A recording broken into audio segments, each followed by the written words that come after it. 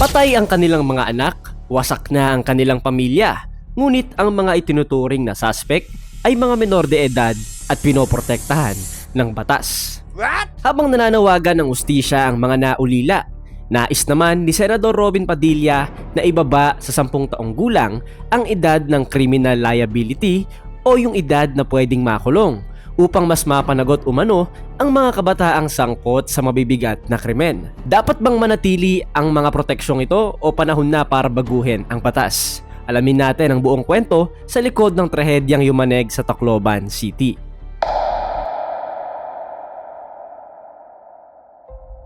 Nagulantang ang mga estudyante, guro at mga magulang matapos ang naganap na pamamaril sa loob ng San Jose National High School sa Tacloban City.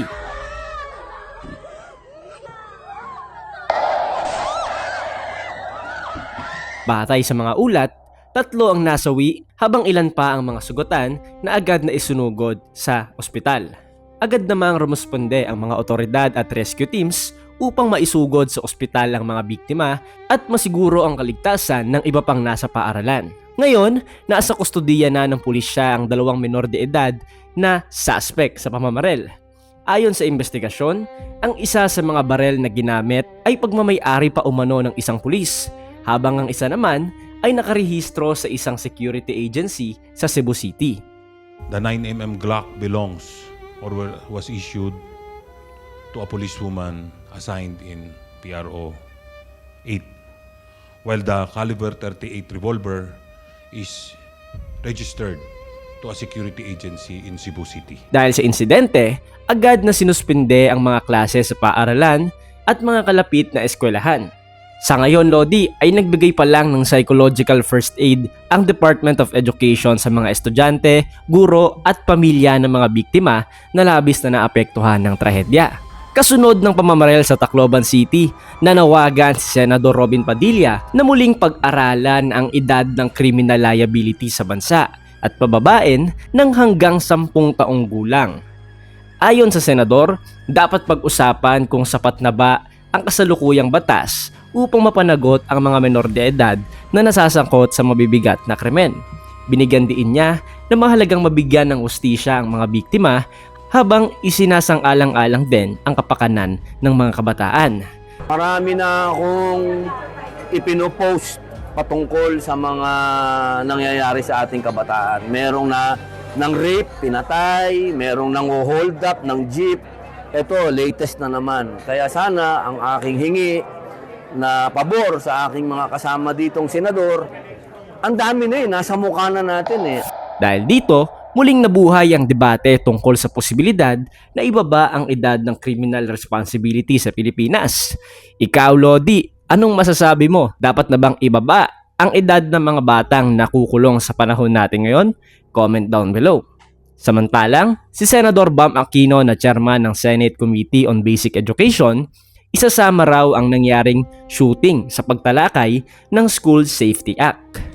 Mahalaga na hindi ito maulit-ulit, no? Hindi gaya ng mga ibang bansa na pangkaraniwan ng mga school shooting. Sa ating bansa, hindi ito acceptable na mangyari ito. At ngayong umaga nga lang, Lodi, sa pagpapatuloy ng investigasyon ng mga otoridad sa nangyaring pamamaril sa Tacloban, naglabas ng pahayag ang Department of Justice o DOJ. Inatasan na nito ang Regional Prosecutor ng Eastern Visayas upang magsagawa ng masusing investigasyon at alamin ang buong detalye sa trahedyang naganap mismo sa loob ng paaralan. Eto, Lodi, baka mainis ka dito.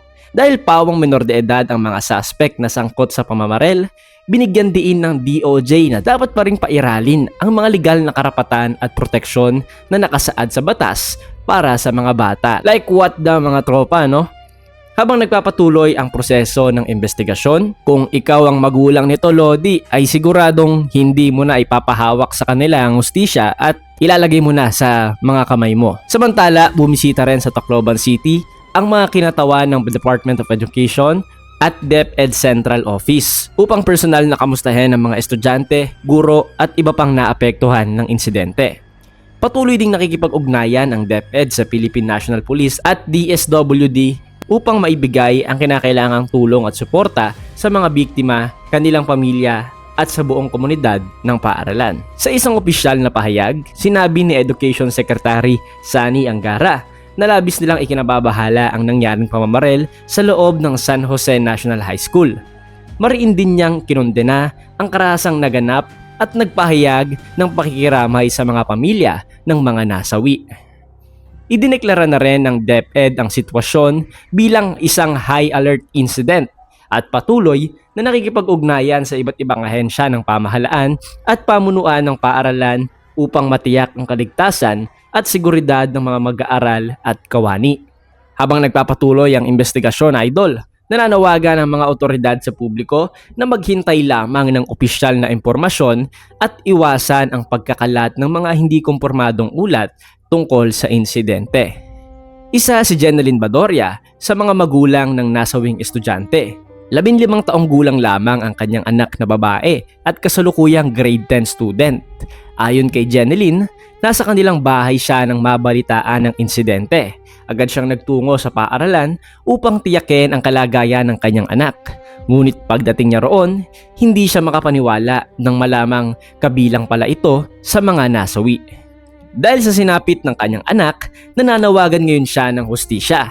Aniya, hindi lamang ang mga estudyanteng sangkot sa pamamaril ang dapat managot, kundi maging ang mga may-ari ng barel na ginamit sa insidente. Tukulot at tumakasuhan ang tagiyahad to nga mga pusil kay diri at tumahingad tuit baka kunwaray kudad to nga kunhinot nagkuan hadto nga mga pusil. Samantalang, ikwinento rin ng isang estudyante na nakasaksi sa pangyayari ang nakakatakot na karanasan. Ayon sa kanya, nagulat sila nang biglang bumunot ng barel ang dalawang estudyante at nagsimulang magpaputok. Dahil dito, nagtakbuhan ang mga mag-aaral upang makaligtas. Dagdag pa niya, isa sila sa mga unang tinutukan ng barel, ngunit nakatakbo sila at nakapagtago bago pa man sila maputukan. Ano yung pagtutukam, yung bunutan niya pusil, tapos iyagin ko na anong distansya, so dili tapos dila.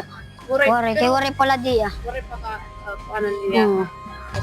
Mapinangalan na kadalagan dahil kami kayo makanako sa nga sangkay di daloy.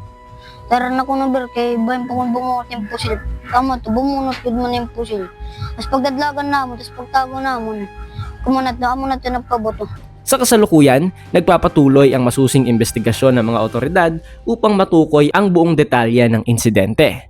Kaugnay nito, nananawagan ng Philippine National Police at Department of Education sa publiko na iwasan ang pagkakalat ng mga hindi beripikadong impormasyon. Lumalabas ngayon, Lodi, na ang dahilan ng mga kabataang ito sa ginawa nilang pamamaril ay dahil daw sa pangbubuli.